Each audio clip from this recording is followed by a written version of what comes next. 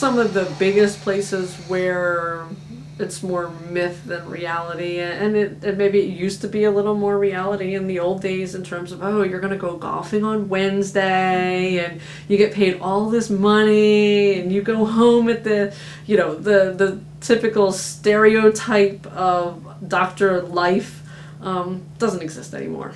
So, you know, the amount of work that's required, paperwork and other, has exponentially increased.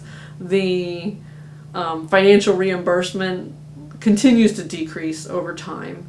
The degree of responsibility also continues to increase over time. And doctors are human. So we have to make judgments all day, every day, using everything and all the knowledge and skills and testing that we have available to us.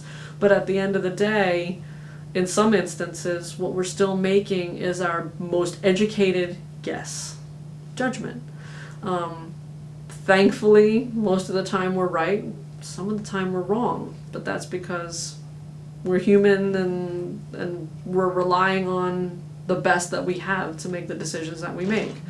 So I think that part of it, in terms of the no guarantee part, or sometimes you can do everything right and there's a bad outcome. You can do some things wrong and there's a bad outcome, and sometimes those wrong things happen because a doctor is still a human being.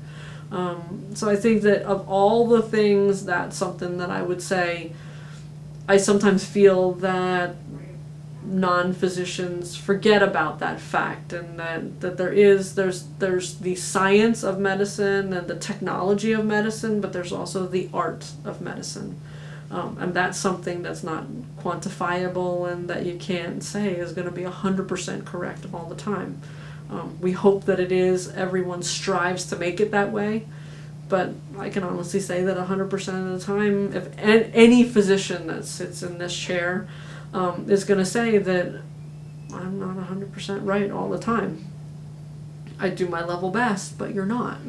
And if someone feels that they are 100% right all the time, then they're not acknowledging their humanness and not humble enough to express that you're still human and you're still doing the best decision making that you can with the information that you have. So I think that that's probably the most misunderstood. I also think it's that, yeah, we all have families and we try and live the professional life as well as live our personal lives and have time for our children, and we do sacrifice. You know, we sacrifice a lot. Thank God I have a great support system to help me work the routine 12 hours a day that is what I work every day, and what my colleagues work, and not just me and not just radiation. I think it's medicine in general.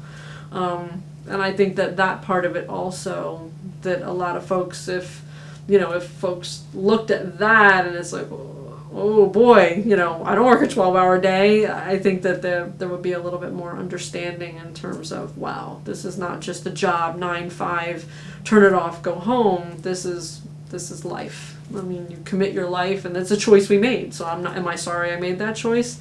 Absolutely not. One day have I ever been sorry. I love what I do. I love my patients. I'm lucky to work with the colleagues that I work with.